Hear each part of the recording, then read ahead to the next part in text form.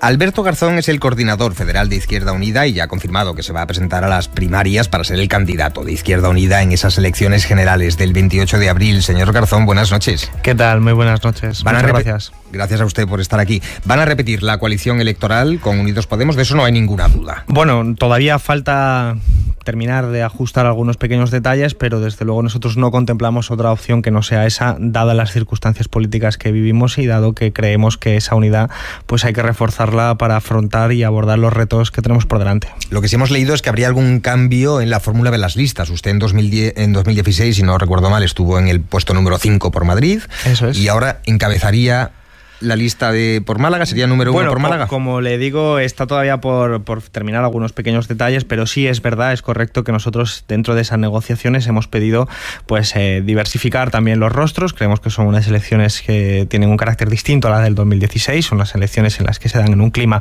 más difícil, por decirlo así, para la izquierda, por la irrupción fuerte de una derecha radicalizada y una extrema derecha muy evidente, y entonces creemos que es mucho mejor para nuestra alianza pues también poder tener diferentes perfiles, no todos acumulados en una única circunscripción, sino dispersos a lo largo del territorio. Y bueno, como mucha gente sabe, pues yo soy de Logroño, pero me he criado en Málaga y yo creo que además fui elegido por primera vez como diputado allí en Málaga, y creo que es un lugar en el que yo, aparte de sentirme cómodo, pues soy bienvenido. Entonces es una de las razones por la que hemos contemplado de momento esta idea, que está a poco de cristalizarse si todo va bien. Usted defendía hace una pregunta la conveniencia de la unidad en la actual circunstancia política, pero ya sabe que ha habido gente en Izquierda Unida que no lo ha visto igual. Su predecesor, Gaspar Llamazares, por ejemplo, que ahora se presenta a través de la plataforma Actúa, dice que Izquierda Unida se ha disuelto en el magma de Podemos. Bueno, yo respeto honestamente cualquier decisión individual, pero se trata de eso, se trata de decisiones individuales. Hay críticas que son absolutamente legítimas y hay gente que puede estar más o menos cómoda con determinadas estrategias, pero en Izquierda Unida todo lo decidimos colectivamente, y Gaspar Llamazares representaba una corriente dentro de Izquierda Unida que en las últimas elecciones internas sacó un 5%. A partir de ese momento él decidió, insisto, legítimamente construir un partido aparte, un partido al margen de Izquierda Unida, que es con el que se va a presentar a las elecciones. Además, él tenía pensado en primer lugar presentarse como candidato de Izquierda Unida en Asturias, después un mes más tarde como candidato a las europeas, y ahora ha cambiado por Madrid. Yo creo que bueno, eso revela muy bien cuál es su táctica. Nosotros no la compartimos, la respetamos, pero desde luego las decisiones de Izquierda Unida cuentan con una amplia mayoría, y además así lo estamos haciendo. Siempre hay un referéndum para decisiones estratégicas, y ahora mismo es opinión de esta organización que ante los retos, vuelvo a subrayar, no solo de políticos, sino sobre todo sociales, ecológicos, territoriales, lo mejor no es fragmentar a la izquierda, sino unirla.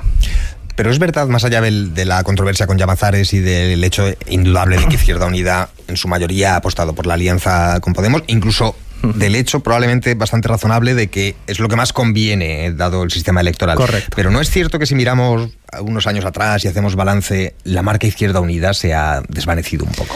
Yo no lo creo. Lo que ocurre es que nuestro país ha mutado y el mundo que estaba en el 2014 a efectos electorales ya no va a volver. Es decir, nosotros nos presentamos en solitario en el año 2015, sacamos 1 millón de votos con enorme dificultad, sin invitaciones, por ejemplo, a los debates, lo cual era simbólico también de la dificultad que enfrentábamos, pero hubo 4 grandes espacios políticos que sacaron más votos que nosotros. Nos convertimos de esa manera el 5º partido más grande en número de votos y en el 8º en número de escaños, y eso lógicamente pues ha afectado a la evolución de este país. A pesar de todo eso, hemos conseguido tener una presencia mediática importante. Un ejemplo es esta propia entrevista, ¿no? Estamos hablando de que en el 2015 había mucha gente que nos daba por muertos y no lo estamos, y nos habían dado por muertos en otras fases anteriores. Por lo tanto, evidentemente lo que tenemos que hacer es aceptar sin nostalgia ni melancolía que el mundo político ha cambiado, y que igual que ya no hay 2 grandes partidos que se repartían todo, ahora también hay un escenario pues muy rico que implica también ese tipo de alianzas. Nosotros creemos que lo hemos entendido bien, que ya no es el momento de imponer al otro, sino de directamente cooperar. Nosotros cooperamos en la medida de lo posible con otros aliados, destacadamente Podemos, que es el más grande de todos esos aliados, pero desde luego bueno, estamos en un escenario muy distinto al del 2014, por ejemplo. Hablando de cooperar, lo contábamos justo antes de empezar la entrevista, el gobierno ultima unos decretos, aún no sabemos precisamente qué va a haber en esos decretos, pero parece que podrían afectar a las pensiones, ayudas sociales, quizá, ya veremos si legislación laboral.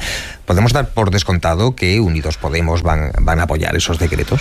Pues hay que verlo. De hecho, yo lo conectaría con la idea anterior. Nosotros somos una fuerza política que tiene una larga trayectoria, tenemos más de 32 años en este momento. Recogemos un poco el hilo rojo de la historia, ese hilo rojo de defensa de los derechos laborales, de la lucha por el medio ambiente, de la lucha por los derechos de las mujeres, lo que hoy es conocido claramente como feminismo, y que para nosotros es el ADN de la izquierda que representamos. Pues todo eso lo hacemos además con, no solo yo creo que con rigor, sino también con claridad. Y por lo tanto los reales decretos que vengan, sabiendo todo el mundo que se trata de estrategias tácticas y electorales de cara a la campaña electoral, porque de hecho, si no, ya se hubieran hecho antes y se están haciendo ahora en campaña electoral. Creo que no dejan buen lugar a la política, pero ahí está. Nosotros vamos a evaluarlos con lupa, porque hay muchos compromisos que fueron asumidos por el gobierno del Partido Socialista con nuestro grupo parlamentario de Unidos Podemos, Izquierda Unida, que no han sido satisfechos hasta el momento.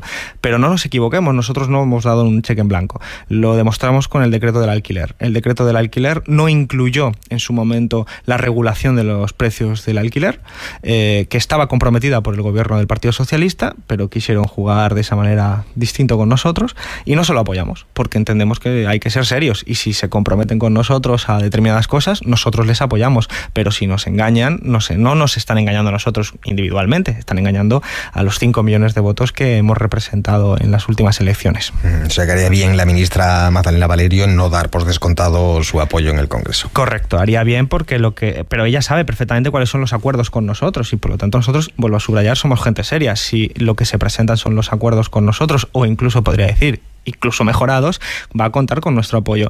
Pero si lo que pretende es armar un acto de campaña electoral para después decir que, bueno, que no ha podido ser más ambiciosa por las circunstancias, pues no. Puede ser lo ambiciosa, que es exactamente lo que se comprometió. No le estamos pidiendo ni nada más ni nada menos que lo que firmaron con nosotros, que es, en última instancia, vuelvo a subrayar, con el espacio político y los votantes que nos votaron en el 2016.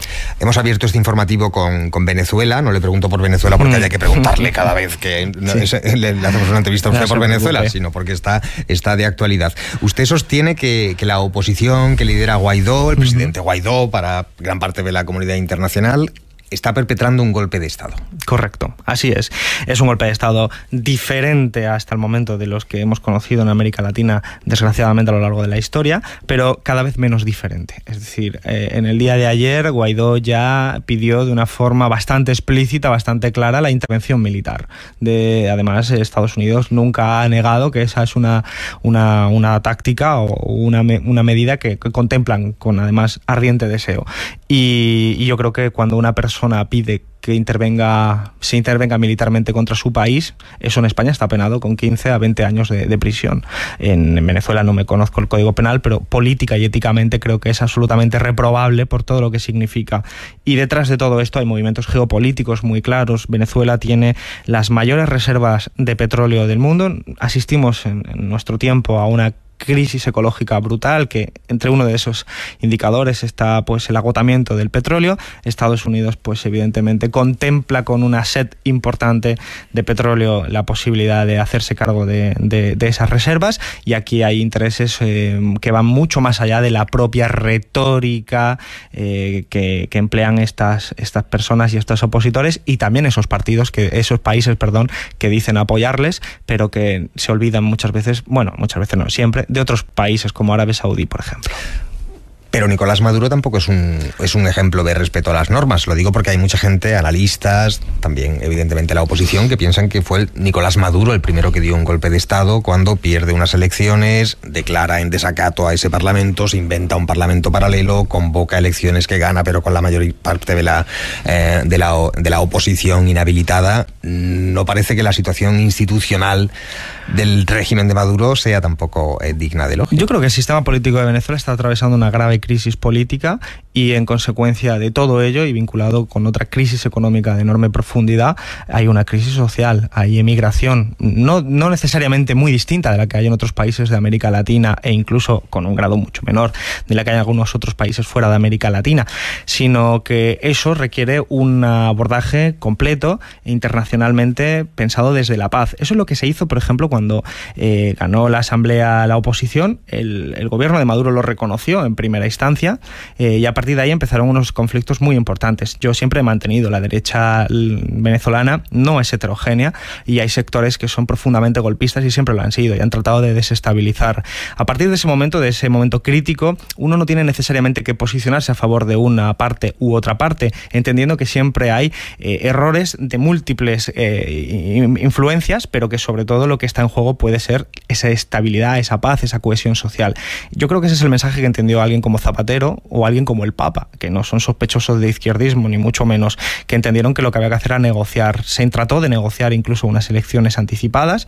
La derecha venezolana, una parte importante de ella estaba de acuerdo. Al final, desgraciadamente, una parte se quitó, otra se mantuvo y se presentaron a las elecciones, pues solo se presentó esa pequeña parte de la derecha venezolana y Maduro. Por lo tanto, lo que tenemos ahora efectivamente es una disputa de legitimidades entre una Asamblea Nacional y una presidencia del gobierno, y esa disputa se tiene que resolverse desde el diálogo y la mediación.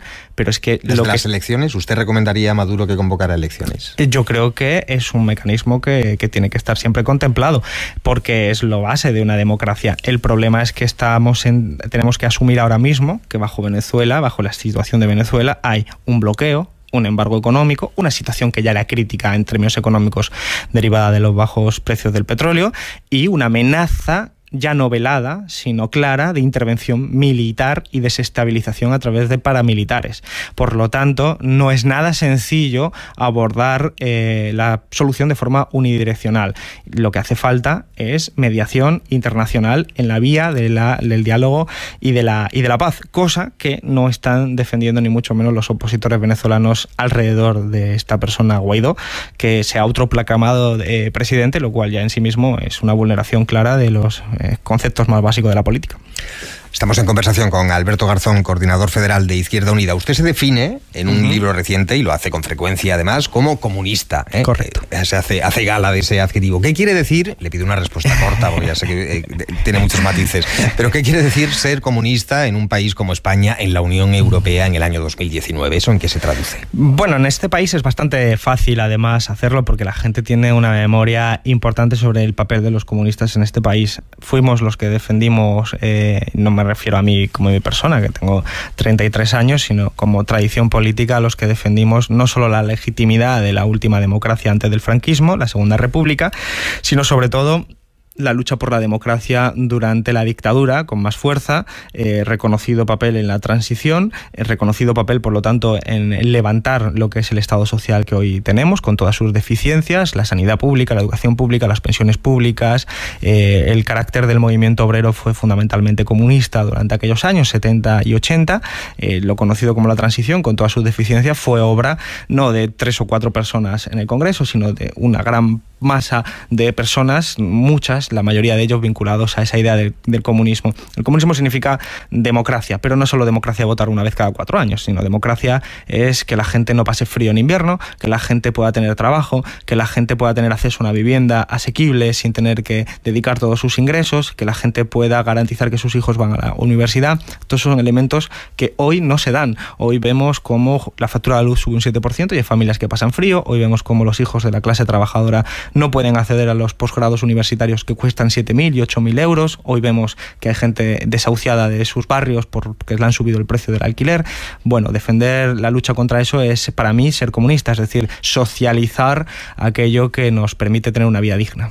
Pero en el imaginario colectivo común, ya sabe usted que comunismo es también el comunismo realmente existente, el comunismo del bloque soviético en el siglo XX, porque lo que usted plantea es una crítica que podría afirmar un socialdemócrata. Quiero decir, en la política concreta, ¿usted ¿Qué defiende como comunista, más allá de la etiqueta? Pues lo que estaba diciendo es la política concreta. A mí me sorprendería que un socialdemócrata, tal y como se entienden hoy en día, defendiera lo que acabo de decir. De hecho, la propia ministra de Trabajo, cuando pedimos que Alcoa se quedara en propiedad pública para proteger ya no solo los puestos de trabajo. Alcoa, para quien nos esté escuchando no lo conozca, es una empresa que se ha marchado del país o se está marchando, se está desindustrializando nuestro país desde hace muchos años, pero este es un caso reciente.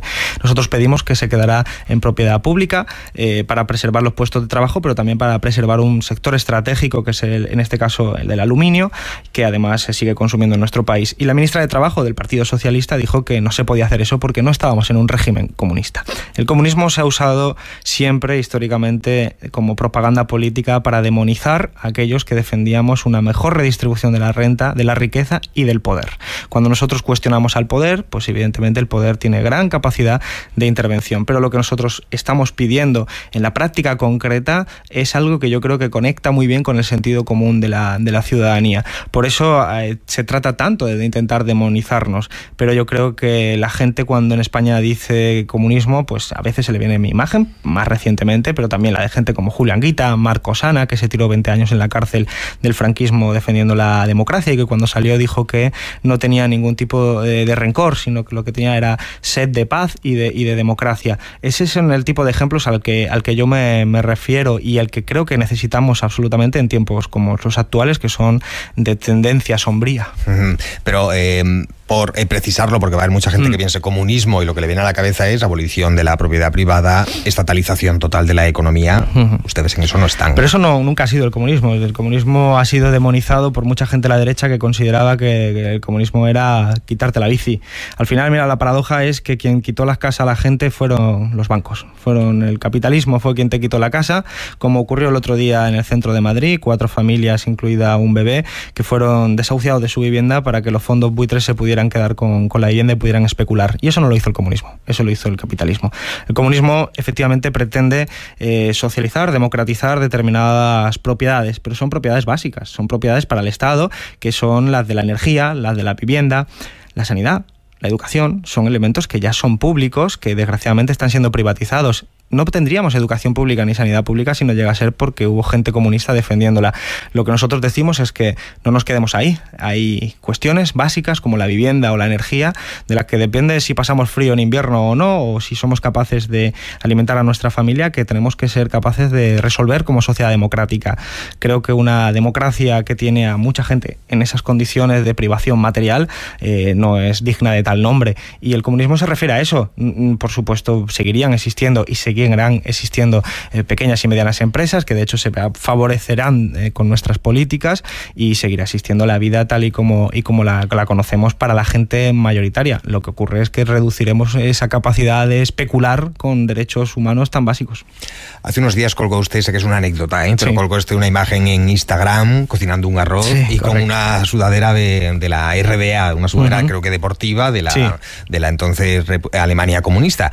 Le llovieron las críticas. ¿No se acuerda usted de la Stasi? ¿No se acuerda usted de los muchísimos muertos que intentaron cruzar el muro de Berlín? Realmente las críticas fueron por una parte que era la extrema derecha, que siempre está detrás nuestra y nos ataca. También habrá gente que nos haya criticado, que me haya criticado sin ser de la extrema derecha, pero desde luego lo que se socializó en ese sentido fue eso. Creo que la imagen tiene como 20.000 me gustas y todos los comentarios eran la inmensa mayoría positivos. Creo que la gente entendió que se trata de una foto que yo uso Instagram y las redes sociales también para demostrar que los políticos no somos robots, que somos gente normal, y en ese caso estaba cocinando una paella con una sudadera deportiva, efectivamente. Y en ese caso nosotros lo que hacemos, en este caso lo hacía yo, era ejemplificar como en mi vida cotidiana. Efectivamente, tengo una sudadera que tiene el logo de la RDA y yo creo que simboliza también una época histórica que no va a volver a suceder y por lo tanto no cabe caer ni en la nostalgia ni en la melancolía, cosa que en todo caso es otro debate. O sea, que no es que usted esté reivindicando el comunismo de la RDA ni el de los tiempos de la URSS no va por ahí. Pero fundamentalmente porque no creo que esto sea una cuestión de reivindicar. Yo vuelvo a subrayar, no se trata de nostalgia ni de melancolía. No podemos volver, aunque quisiéramos, quiero decir, bajo la hipótesis de que quisiéramos, no podríamos hacerlo. Lo que sí que tenemos que hacer es aprender de que, por ejemplo, en determinadas experiencias, y podríamos decir la RDA, pero podríamos decir también países como Suecia o Noruega, donde la socialdemocracia y el Partido Comunista tuvieron mucho peso después de la Segunda Guerra Mundial a la hora de influir en la vida de la gente, en sus medidas, ¿no? Y ver cómo era la propiedad de la vivienda, cómo se impedía que la gente no fuera desahuciada, la sanidad pública, experiencias de esa naturaleza, tanto en Suecia, que era un país, insisto, capitalista, pero gestionado por la socialdemocracia y el comunismo, la socialdemocracia de verdad, son experiencias de las que tenemos que aprender. Por lo tanto, cuanto más nos vayamos de esas etiquetas y más profundicemos en la sustancia, mejor vamos a responder a problemas cotidianos. Y digo cotidianos, desgraciadamente, porque estamos hablando de desahucios y de privaciones que hoy en día se están multiplicando. Alberto Garzón, coordinador federal de Izquierda Unida, muchísimas gracias por haber estado en nuestro estudio. Muchísimas gracias, como siempre.